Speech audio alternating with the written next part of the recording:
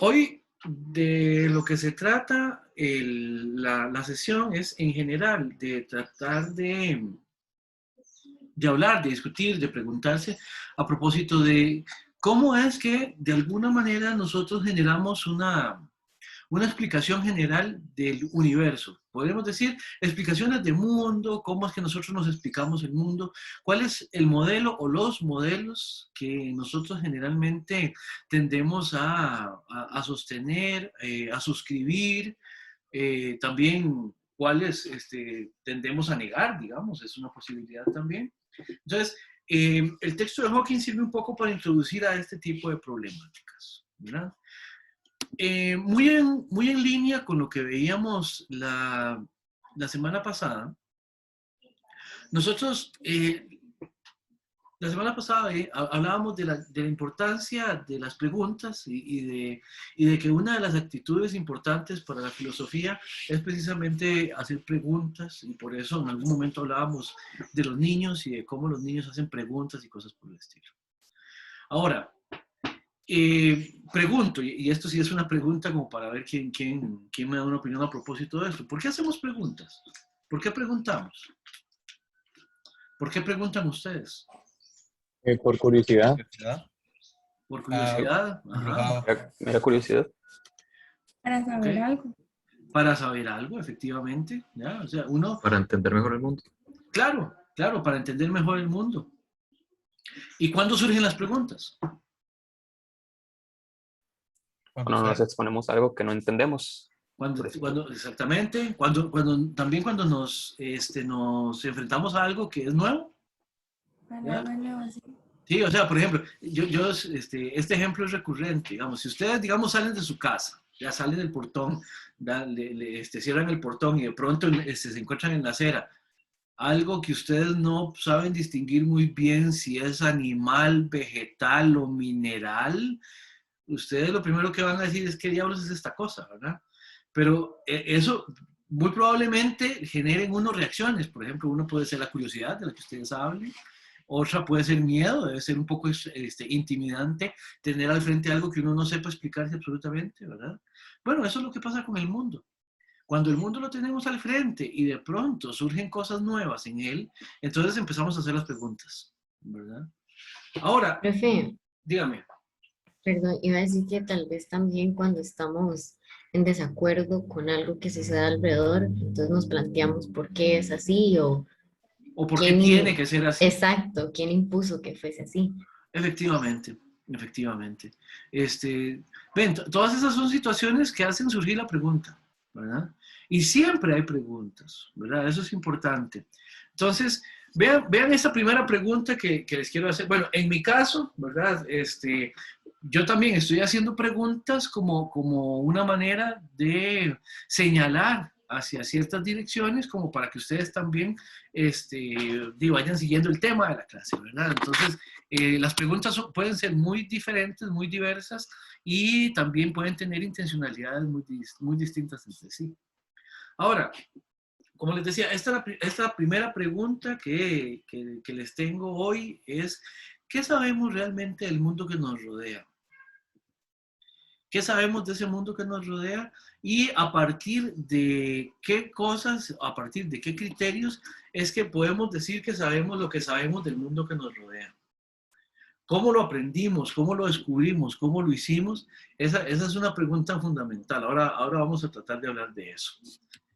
Bien, volviendo al problema de la pregunta, les preguntaría en este momento a los grupos 1 y 2, yo les pediría ayuda con esa respuesta a propósito de la pregunta 1. ¿Verdad? En la introducción, Carl Sagan habla de la importancia de hacer preguntas. Entonces, ¿cuál es esa importancia? ¿Por qué es importante, según Sagan, hacer estas preguntas? A ver, grupo 1, grupo 2, si son tan amables.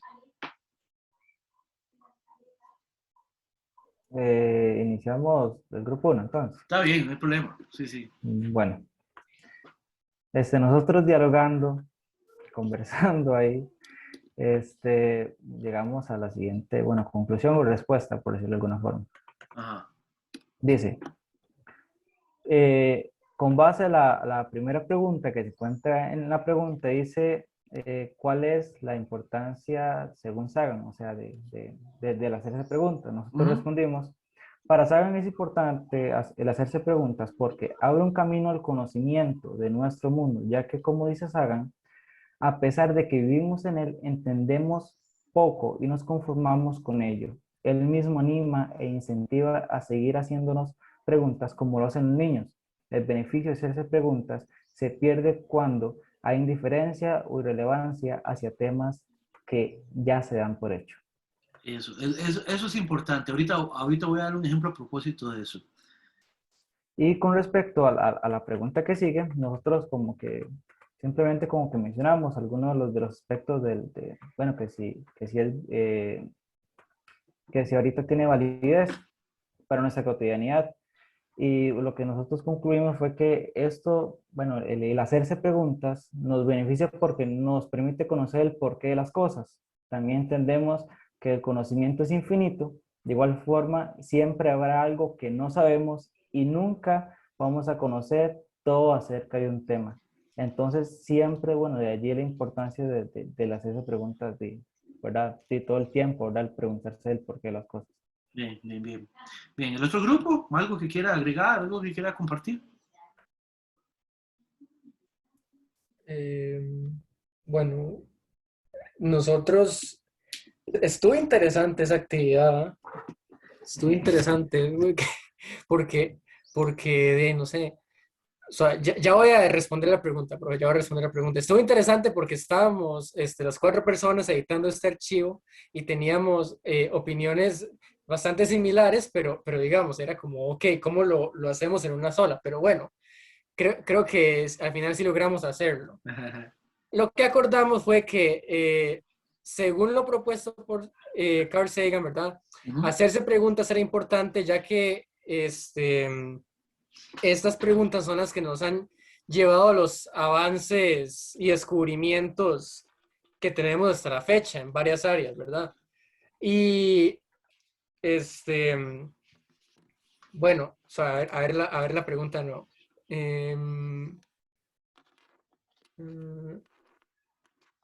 Y bueno, la otra cosa, digamos, es que muchas veces las preguntas son bastante complejas, entonces nos da miedo hacernos esas preguntas. Pero,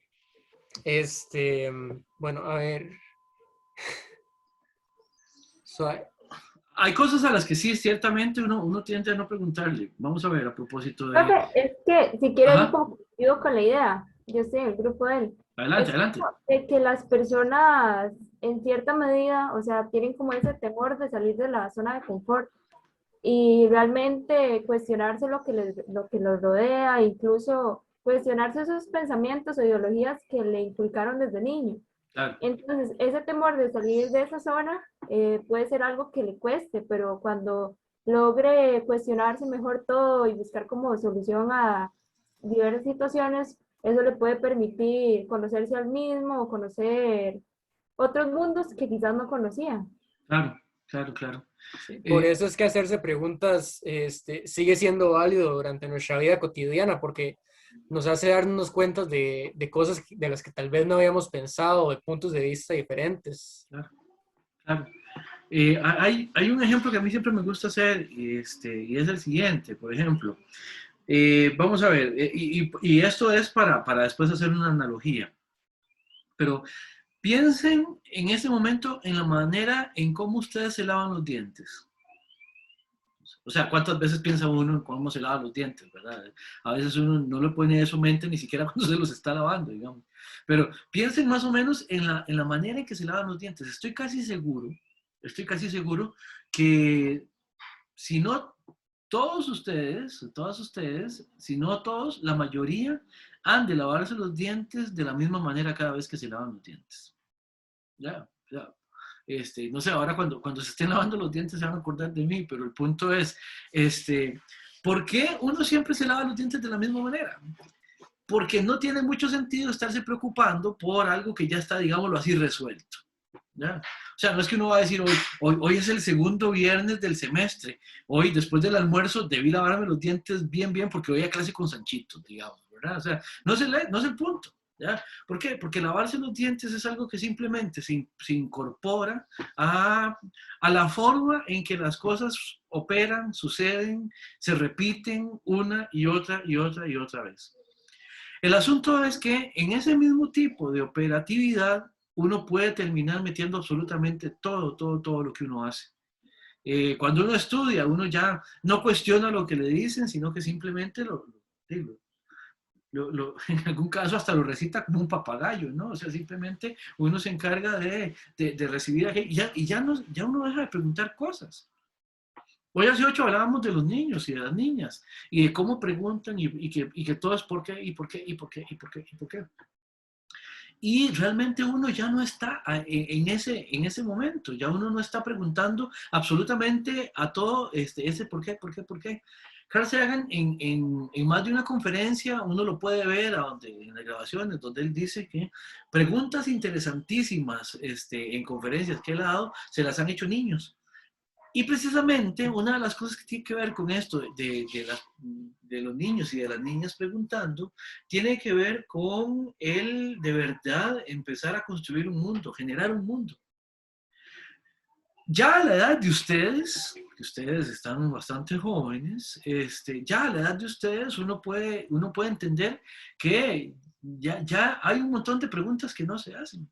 ¿Por qué? Porque ya hay una manera de resolver las cosas. O sea, andar por la vida, andar en el mundo se convierte en lavarse los dientes de alguna manera, ¿se entiende? ¿Se entiende el ejemplo? ¿Por qué? Porque ya las cosas funcionan de una determinada manera, ya las respuestas están de alguna manera dadas.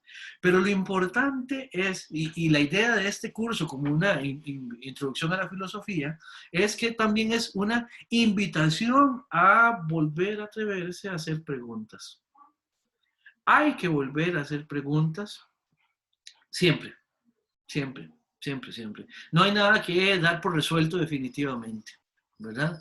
Yo sé, ¿y por qué uno deja de hacer preguntas? Porque ciertamente es muy cansado y es un poco inoperativo el hecho de estar preguntándose absolutamente todos los días, ¿verdad? Pero llega un momento en que sí es importante retomar eso del hacerse las preguntas, ¿verdad? Es importantísimo, es un gesto importantísimo y la filosofía eso lo resalta desde siempre.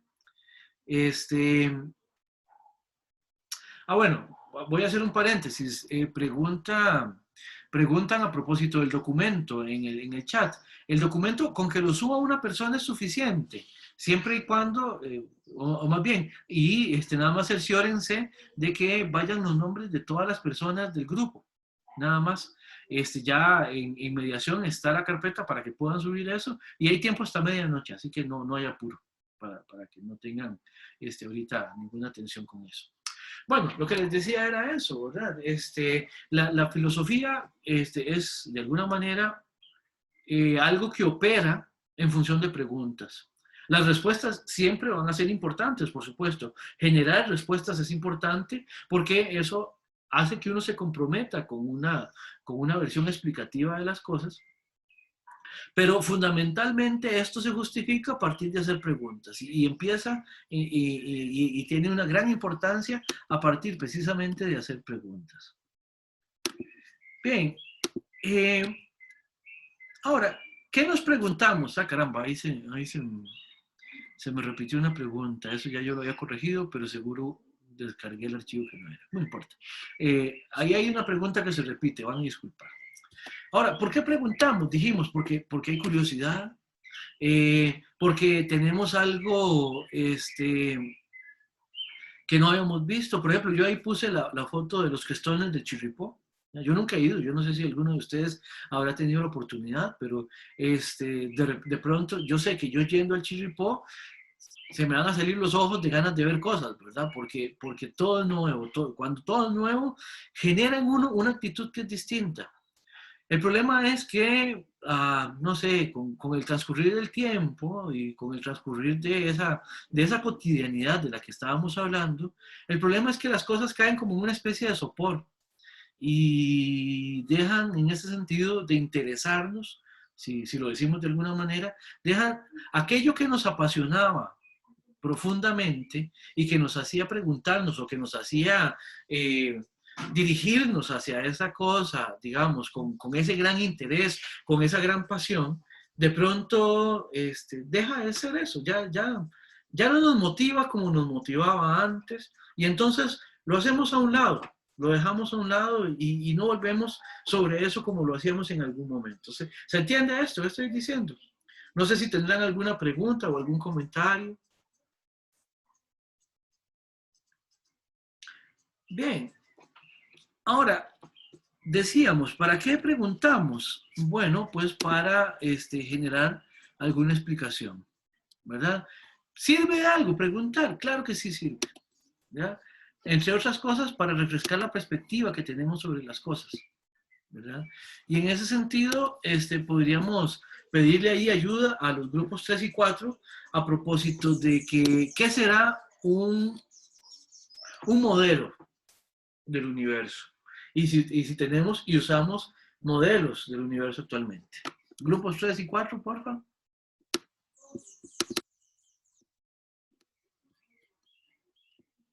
Bueno, pues, si mi grupo lo permite, nosotros hemos escrito un poco de... escribimos un documento, pero ahora viendo como los demás compañeros expusieron, siento que leerlo así, como así, sería un poco pesado, tal vez. Tal vez entonces si explicas el contenido. Sí, eso es lo que voy a hacer. Voy a explicar más o menos como qué fue lo que nosotros pudimos elaborar y concluir. Claro. Sí. Respondiendo a estas preguntas, ¿cuál es el modelo del universo que ustedes manejamos? Bueno, nosotros hablando ahí dijimos que habían un par de modelos que eran los que usamos actualmente, los que se usan más comúnmente en la sociedad. Nunca dijimos que eran los nuestros específicamente, pero sí son los populares, que serían los modelos, el modelo cuántico del universo y el modelo de la relatividad, que ahora son bastante más conocidos y son generalmente los más aceptados por la ciencia. Manejarlos como tal, yo no puedo hablar por todo el mundo si todo el mundo lo maneja, porque algo que nosotros pusimos en el documento es que en realidad nadie maneja estos modelos. O sea, es que la ciencia es, como había leído una vez, un ámbito muy monopolizado. La gente que tiene las herramientas es la que la puede apreciar. Los demás solo podemos hacer lo que podamos con lo que escuchamos. Entonces, bueno, incluso teniendo eso en cuenta, hay gente que nunca va a tener el interés en manejarlo, aunque les dieran las herramientas. Hay gente que en su cotidianidad nunca ve al espacio y se pregunta, ¿por qué? No, hay gente que a mí que me sirve el espacio, yo ocupo ir a trabajar, yo ocupo ir a la oficina, yo ocupo ir a tal lado. Entonces, decir como manejarlo como tal, puede ser que no. No podría decir definitivamente que lo manejamos. Ahora, creerlo ciegamente, porque hasta donde yo sé, ninguno de nosotros es un astrónomo, pero creerlo ciegamente, creemos en porque es el que más ha tenido sentido, es el que más han enseñado. Por eso es tan popular ahora. En realidad, o sea, escuchar sobre los planetas y como la Tierra gira alrededor del Sol y todo gira alrededor del Sol y como las cosas se mueven en el universo, así es como nos han enseñado, por eso es que se maneja este modelo. Ya hay gente que sí se quiere salir de la norma, de vez en cuando. Hay gente que, aunque yo no he visto en ningún colegio que enseñe como la idea de una Tierra plana, hay gente que es el modelo que manejan. ¿Lo aprenden? ¿De dónde lo aprenden? Pues yo no sé, yo no lo he aprendido. No tengo las ganas de aprenderlo, honestamente. Pero nada más se puede aprender de cualquier lado. La mayoría de gente estoy seguro que los aprenden desde el colegio ya. Y si tenemos la seguridad, pues no. Como dije más temprano, la ciencia es monopolizada. Los que saben de la ciencia verdaderamente son los científicos, la gente que tomó las medidas, la gente que saca las calculadoras, la gente que pone todo y hace las conclusiones. Todos los demás, nada más, a menos que alguno de mis compañeros sea un científico que ha llevado investigaciones a cabo y yo no sepa, pues en realidad nosotros no sabemos nada, solo lo estamos llevando a fe. Los científicos nos lo dicen, leemos lo que entendemos y con lo que logramos entender, decimos, tiene sentido para mí, Ya. funciona bien. Entonces, cada uno de nosotros como individuo, por lo menos yo no puedo tener la seguridad de esto, nada más estoy tomando fe de que me estén diciendo la verdad y lo que es correcto. Esto ya veremos cuando estemos en la pregunta 5 con qué va a conectar también. Es algo que sobre lo que hay que volver, ¿verdad? ¿Cuáles serían? Y ya voy a ir adelantando algo. ¿Cuáles serían criterios como para poder tener seguridad del modelo que estamos utilizando? Bien, el otro grupo tiene algo que agregar, algo que aportar, por favor. Sí, profe.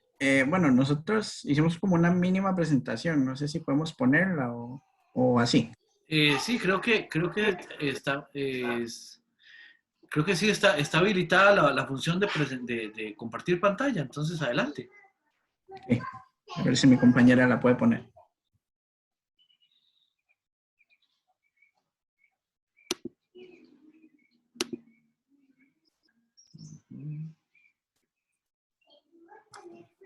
Ok, entonces básicamente la pregunta que nos tocaba responder era lo de qué es un modelo del universo y si actualmente tenemos y usamos modelos del universo.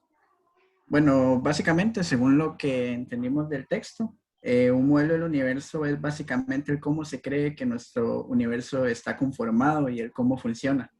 Estos han ido evolucionando con el paso del tiempo y se cree que han sido perfeccionados con base a estudios científicos.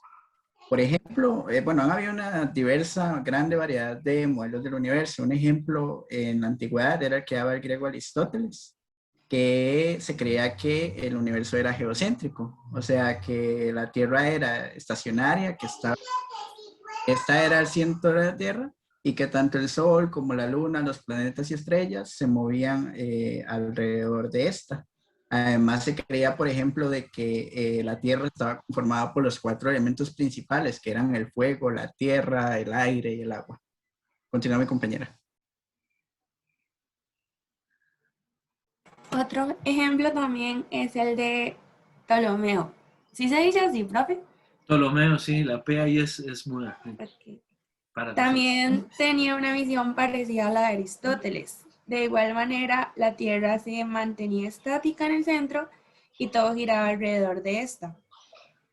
Pero con diferencia de que proporcionaba un sistema razonable, preciso para predecir las posiciones de los cuerpos celestes en el firmamento. Aunque este tenía inconsistencias, su modelo fue aceptado y acogido por la Iglesia, ya que daba espacio a la existencia del cielo y el infierno.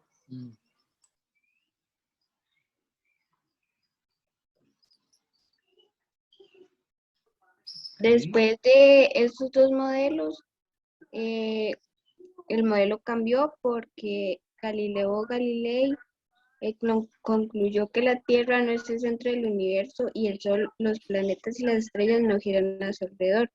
Y también Kepler, que siguió con ese modelo heliocéntrico, solo que describió que los movimientos de los planetas alrededor de él no eran de forma circular, sino de forma elíptica.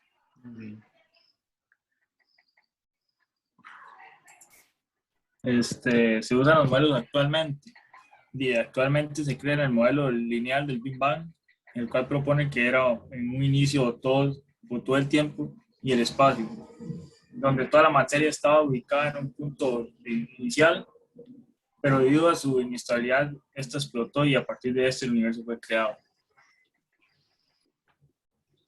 Entonces, básicamente, eso es como un poco de la historia que se ha tenido con los modelos. Y bueno, como decía el compañero, aunque esto es lo que se crea actualmente, por ejemplo, lo del Big Bang, no se puede confirmar que esto sea así, digamos, como ahorita hay ciertas evidencias, puede que porque en el libro decía, bueno, cuando ya en teoría entendamos todo lo del universo, se crearía una ley general de cómo funciona todo en el universo, pero puede que más adelante haya inconsistencias y esto haga que todo lo que conocemos cambie. Claro. Entonces, de manera actual, pues este es como el modelo que se cree, que se enseña. Pero esto se da cabida que en el futuro este puede cambiar. Entonces, básicamente sería la presentación. Hombre, muy bien, muy bien. Qué organizados para el latillo que tuvieron. Bien. Ahora, aquí habría que decir también hay un par de cosas. ¿Qué es un modelo en general? ¿Qué es un modelo? Ya no solo del universo. Nosotros usamos modelos en diferentes cosas. ¿Qué sería un modelo? ¿Alguien tiene una idea? Tal vez Como como una propuesta. ajá, ¿En qué sentido? Porque una propuesta es, como no se cree sé, que debería hacer algo, ¿no? como se cree. Ahí la palabra creer, la vamos a revisar un poquito hacia el final. ¿Qué más? Tal ¿Qué más? vez como un conjunto Solo de ideas representa. base de algo. ¿Con perdón? Un conjunto de las ideas que están en la base de algo. Conjunto de las ideas que sean base de algo. Una más sobre qué sería un modelo. Una forma de hacer algo, ¿En qué sentido de hacer? en el sentido de que yo puedo tomar este modelo y seguirlo, hacer lo mismo que hace. Eso es un modelo. Cuando la gente dice, por ejemplo, la frase, es un modelo a seguir. Como Ah, ok. Goldie, algo así. Ya. Sí, comprendo. Sí, en general, vamos a ver. Partamos del hecho de que un modelo, en este caso, estos modelos siempre son construcciones representacionales. O sea, nosotros lo que hacemos es que por medio de representaciones, por medio de conceptos, hacemos una especie de imitación de aquello que estamos modelando, ¿verdad? En el caso, cuando el modelo es de la realidad, lo que hacemos es que representamos la realidad de una determinada manera.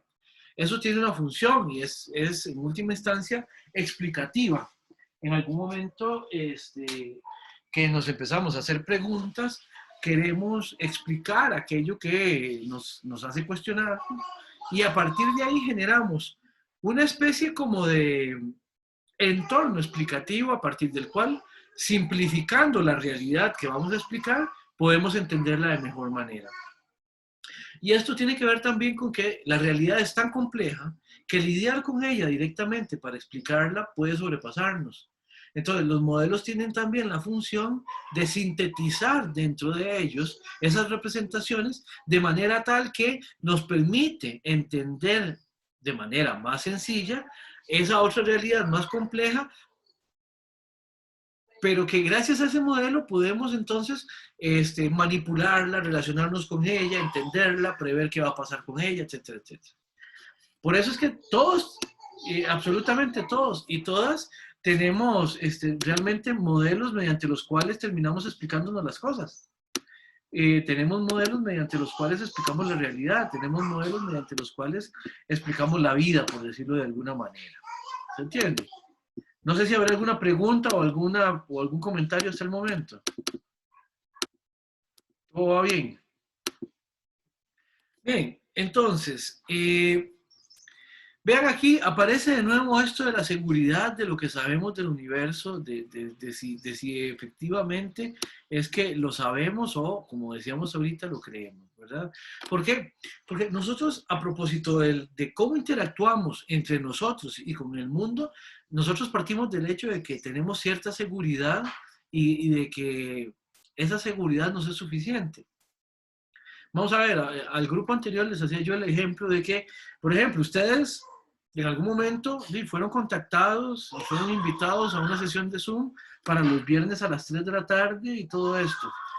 Ahora, se supone que yo tengo que conectarme a esta sesión con ustedes para hacer con ustedes una clase, en este caso de filosofía, pero ¿a ustedes les consta que yo sea docente? ¿A ustedes les consta que yo sepa algo de filosofía? A ustedes, no sé, o sea, no más vean esa cara, ¿no? ¿Cómo se les ocurre tener confianza, digamos, simplemente porque llega ¿Me explico? Ahora, el punto es, ¿cómo es que nosotros generamos confianza en los modelos explicativos? Bueno, precisamente porque responden a la actividad en conjunto o sea, vamos a ver, más bien responden a acciones conjuntas que precisamente se dirigen a esa generación de conocimiento. ¿Qué quiere decir esto? Hay criterios, hay protocolos a seguir a partir de los cuales uno genera cierto tipo de seguridad. Por ejemplo, el hecho de que ustedes hayan sido contactados por mí a partir del hecho de que matricularon en una universidad que consideran seria, entonces ustedes ahí es donde pueden hacer un traslado de la confianza que le tienen a la institución, en este caso educativa, a el hecho de que yo sea el que en última instancia vengo a representar a la institución educativa en este entorno. ¿Se entiende? De la misma manera podemos entender que procedemos con los modelos explicativos. Un modelo explicativo nos genera tanta confianza como la comunidad que lo genera. Por eso es que cuando, por ejemplo, para las tesinas, nosotros les decimos que busquen fuentes de información que sean confiables. ¿Qué quiere decir que sean confiables? Bueno, que tenemos criterios para poder más o menos entender que la generación del conocimiento que viene en la fuente que seleccionamos ha sido depurada, está bien construida, bien explicada, etcétera, etcétera, etcétera. ¿Verdad? Ahora, es importante para nosotros también que nos hagamos preguntas sobre nuestros propios modelos de explicativos del mundo y modelos de conocimiento del mundo. En ese sentido, entonces, llega el momento de pedirle colaboración a los grupos 5 y 6 a propósito de la pregunta 3, ¿ya? Que ahí yo lo que les estaba pidiendo también es que hicieran consciente algunos elementos de las explicaciones que tienden uno a suscribir. Entonces, grupo 5 y 6, por favor, si son tan amables. Profe. Adelante. Nosotros, la pregunta nos decía que mencionáramos y que explicáramos también brevemente elementos que uno considera importantes para explicar el mundo, ¿verdad? Entonces, como primer elemento nosotros mencionamos Dios, digamos, como diciendo y explicando que el hecho de, o sea, la creencia religiosa que usted tenga, sea cual sea, eso va a influir en la manera en la que usted entiende y explica el mundo. Efectivamente. Ese nosotros decimos que era uno, y el otro pusimos que era la historia. O la historia también podría decirse el contexto.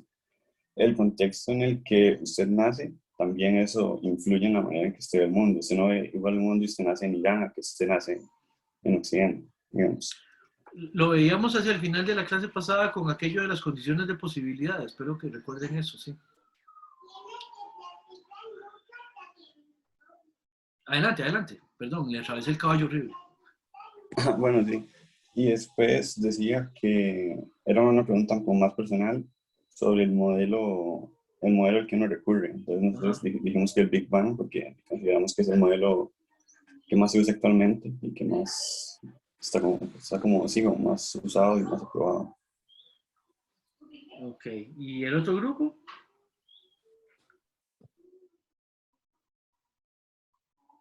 Nosotros, profe, Adelante. bueno, nosotros dimos una respuesta un poco diferente y no sé, a lo que llegamos fue que la humanidad, bueno, la pregunta era como que también que los seres humanos nos explicamos con lo que conocemos, ¿verdad? Y respondimos conforme que la humanidad, al no sentirse satisfecha con soluciones o respuestas metafísicas y religiosas, sintió la necesidad de darle un enfoque científico a sus indagaciones cosmológicas y así. Y esta nueva perspectiva popularizó el uso de evidencia y observaciones empíricas. Y por eso, gracias a este contexto, se desarrolla el modelo Lambda CDM, que debería regir la imagen actual de nuestro mundo. Ya. Y ustedes se identifican con ese tipo de preocupaciones, imagino. Solo para continuar, porque tenemos una secuencia. Digamos, nosotros tomamos ese modelo, ¿verdad? No en el sentido de que quizás lo manejamos, ¿verdad?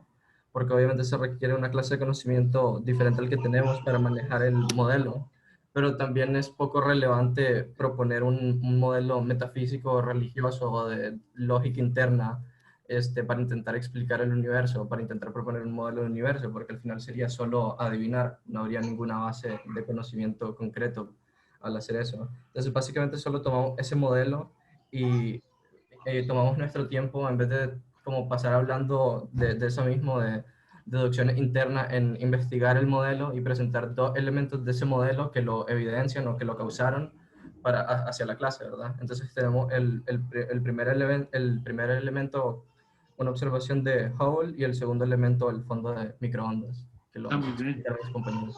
Muy bien. Profe, yo sigo de exponer. Adelante. Uno de estos dos elementos que nosotros seleccionamos fue, por así decirlo, la observación de Hubble, como dijo el compañero, sobre la expansión del universo. En las palabras de Hawking, implica que en algún punto pasado el universo se encontraba más comprimido y denso en un mismo lugar. Esto demostraba que el universo no es estático, ya que se fue expandiendo con el paso del tiempo, además de facilitar la introducción de la ciencia en cuestiones cosmológicas. Y como segundo elemento consideramos el fondo de microondas, el cual es un conjunto de fluctuaciones encontradas que determinan la veracidad de que en un momento el universo fue totalmente compacto. Dio como resultado explicar más a fondo las mencionadas huellas dactilares del universo. Estas curvaciones se diferencian al resto del universo debido a que son las únicas no uniformes esparcidas en el cosmos.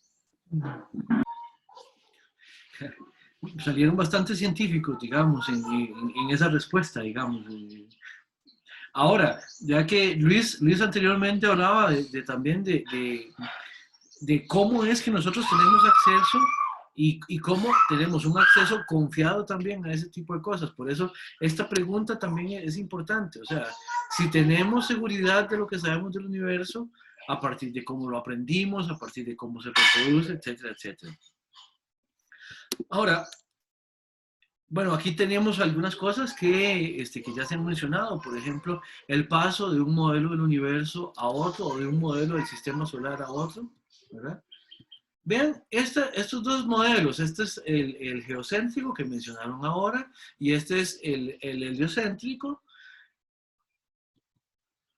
Y a propósito de la pregunta de cómo se genera la seguridad de lo que sabemos, yo les podría decir, vamos a ver, intuitivamente, si de Sanchitos dependiera, ¿verdad? Sanchitos lo que entiende es que no es la Tierra la que se mueve, sino el Sol. Ya, la Tierra uno la siente, la Tierra aunque cuando va a cualquier disparate de kilómetros en el espacio, uno no siente que la Tierra se esté moviendo. Bueno, a veces vienen ciertos meniones, pero eso es otra cosa, ¿no? A su vez, el sistema solar como todo se está moviendo también a un disparate de kilómetros por segundo, ¿verdad? Y la galaxia en la que está nuestro sistema también se está moviendo, ¿verdad? Sin embargo, el entender que es la totalidad del sistema la que se está moviendo y que no hay puntos fijos, eso es contraintuitivo. Eso uno a simple vista no lo ve. Y por eso es que es muy interesante ver aquí la operación de observación de la realidad y de explicación de la realidad que nos permite entender cosas que no son las que se ven a simple vista. Y lo que les decía anteriormente también. Hay ciertos criterios, ahora vamos a preguntar a propósito de ellos, que nos permiten tener mayor o menor seguridad a propósito de las explicaciones, dependiendo de la explicación que sea. Y aquí, en función de lo que han mencionado también, hay que diferenciar mucho entre creer algo, saber algo, opinar sobre algo, lo cual cada una de estas acciones tienen su rango específico de validez, digamos, o su lugar específico a donde operan sin ningún problema. Eso lo vamos a discutir a propósito de lo que viene también. Bueno, antes de hacer esta pregunta, grupos 7 y 8, ¿ya?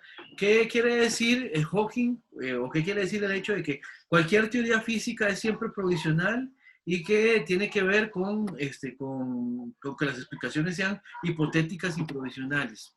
Grupo 7 y 8. Bueno, creo que puedo empezar yo. Nosotros primero empezamos por la importancia,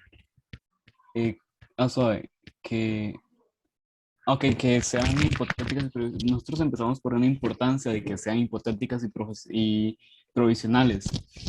Una de las importancias de que sean así es porque aunque una línea de experimentos que se han hecho se mantengan apegados a la teoría y los resultados siempre se vayan como apegados a esta, nunca se puede asegurar al 100% de que la siguiente que se haga no contradiga, y porque nunca tenemos una seguridad, por más veces de que pase lo mismo, de que haya un 100% en esos resultados.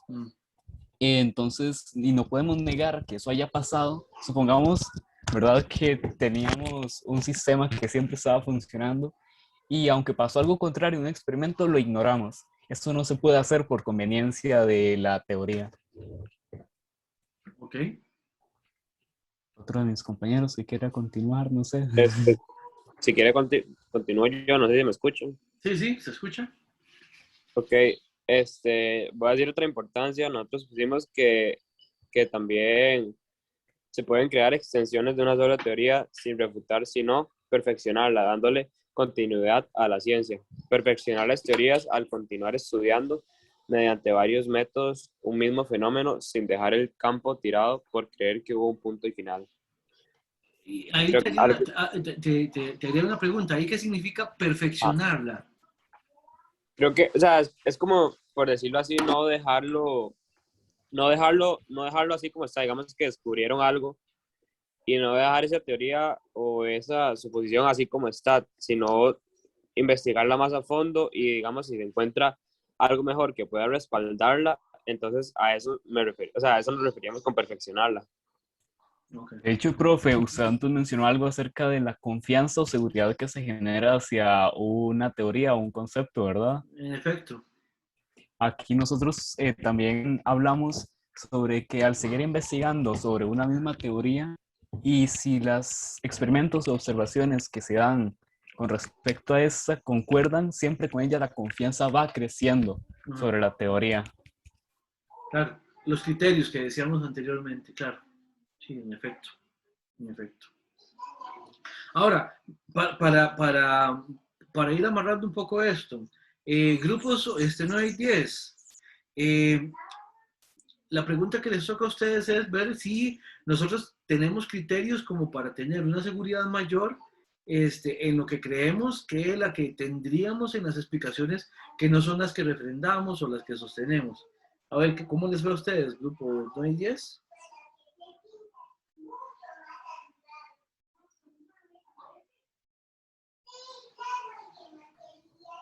Nosotros también hicimos una presentación.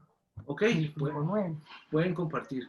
Sí, voy para acordarme cómo era esto.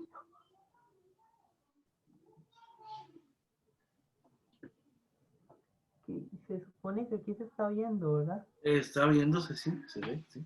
Ok.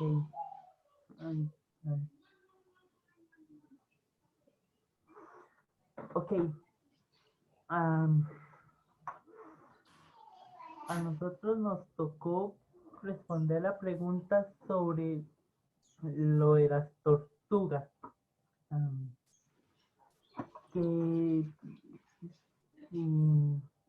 Ay, Dios mío, porque me pongo... que si, digamos, el universo se podía comparar como con un conjunto de tortugas, como digamos, relacionando el caparazón de la tortuga como los planetas y una fuerza que esté moviendo esos planetas como las tortugas. Bueno, en este caso, nosotros no estábamos ni totalmente de acuerdo ni totalmente en desacuerdo con lo que decía esta señora, ¿verdad? Que mencionaba el libro después de la convención, porque, bueno, nosotros estamos más en desacuerdo que en acuerdo, ¿verdad? Y entonces habíamos hecho el documentillo y todo, de hecho aquí lo tengo, pero obviamente no voy a leerlo, nada más voy a guiarme con él. Lo que pusimos es que básicamente estábamos más en desacuerdo porque podíamos guiarnos con muchas investigaciones, leyes propuestas, experimentos y demás, y son cosas que muestran hechos, ¿no? Al fin y al cabo. Entonces, bajo estos hechos tenemos argumentos, y los argumentos que dan a exponer cosas que sentimos que realmente son reales, de ahí nos dan más seguridad, ¿verdad?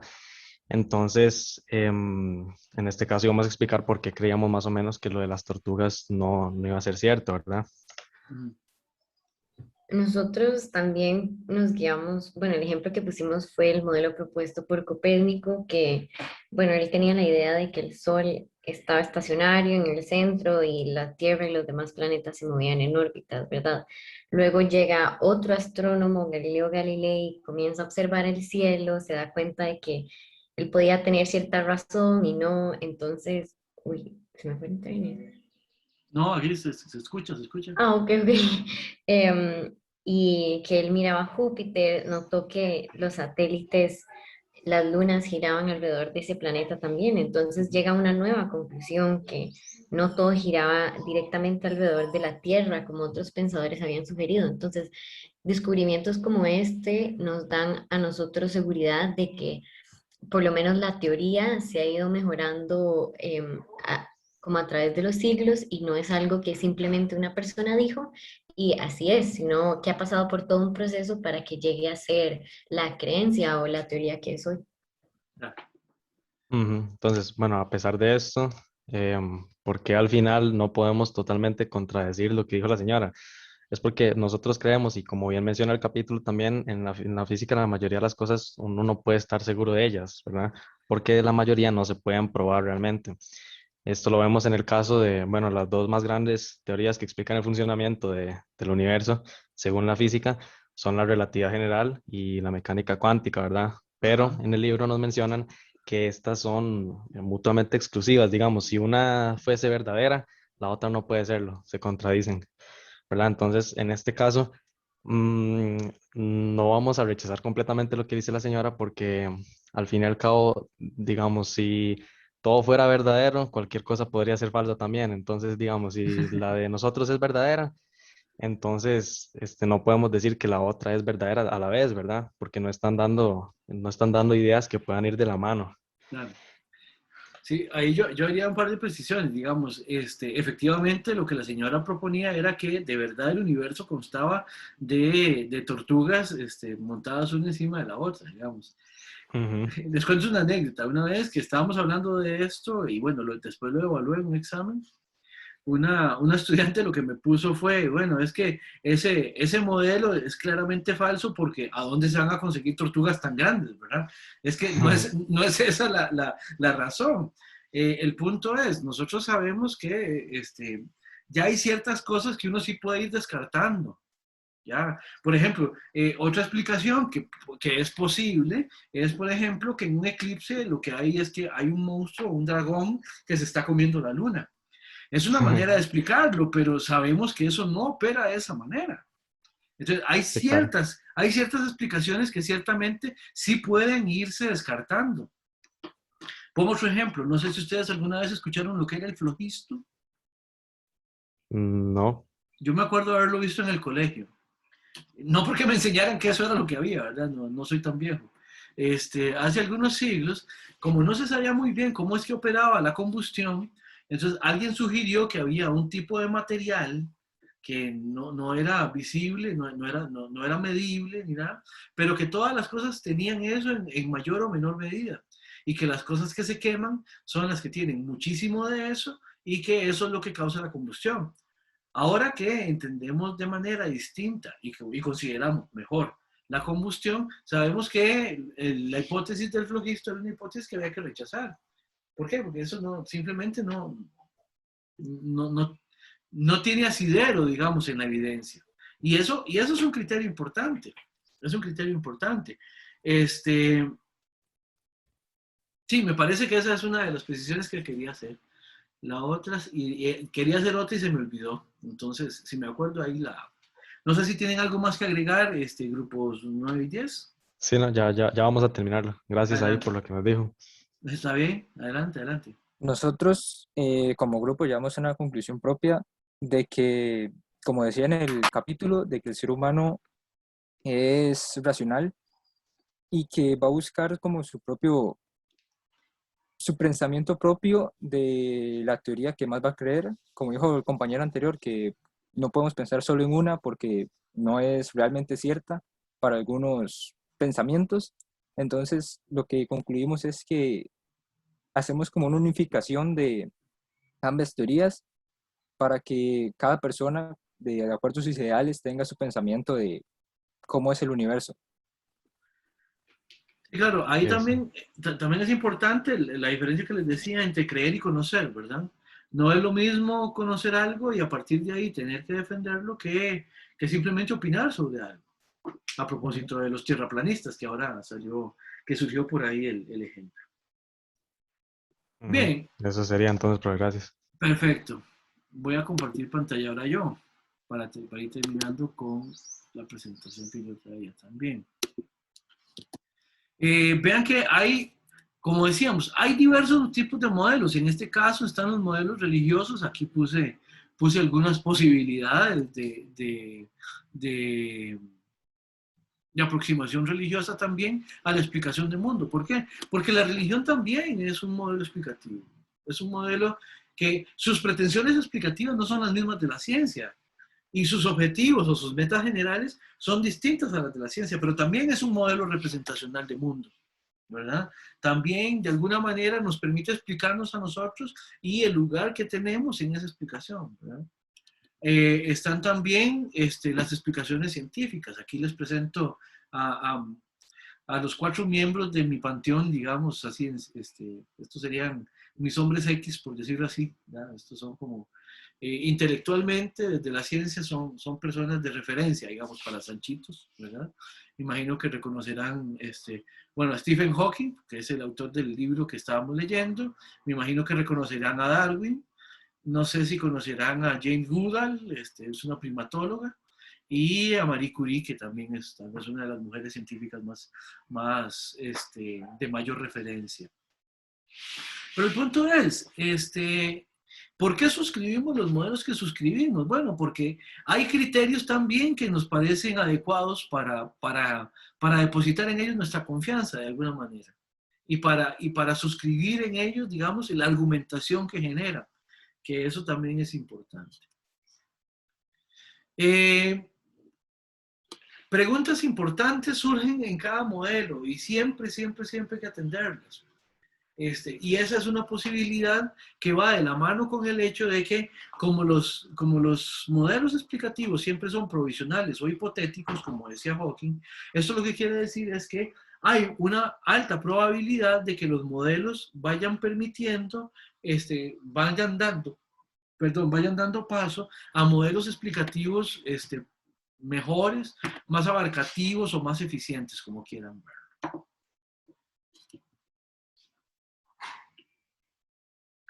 No sé si tienen alguna última pregunta, algún comentario, algo que quisieran señalar.